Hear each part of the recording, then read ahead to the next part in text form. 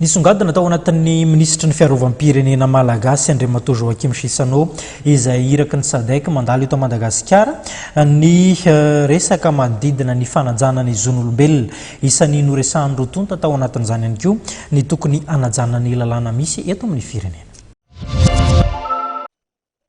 Noraisiny ministra ny fiarovam-pirenena ny jeneraly Raslofnirina Benig Xavier ny iraka manokany SADC Andriamatoa Joakim Sisano tao amin'ny toeram-piasany Ampahibeny omaly.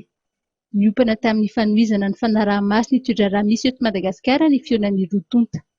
Nanamafy moa ity iraky ny SADC ity fa tokony anaraka ny lalàna mifehy azy ireo ny foloalindahy malagasy ary anaja ny zon'olombelona mandritry ny fandraisan'izy ireo adidy amin'ny famehezana ny vahoaka na ny gestion de foule. Nanambara koa izy fa manoloana ny tsy fahampiana sy ny tsy fahatomombanana ara-pitaovana dia tapany ezaka nataon'ny foloalindahy amin'ny fiadiana amin'ny tsy fandriampahalemana. Nanatitra ny fisaoran'Andriamatoa Sisano ny ministra tamin'ny ezaka sy ny fahavozan-tenany namaly krizy nisy teto Madagasikara.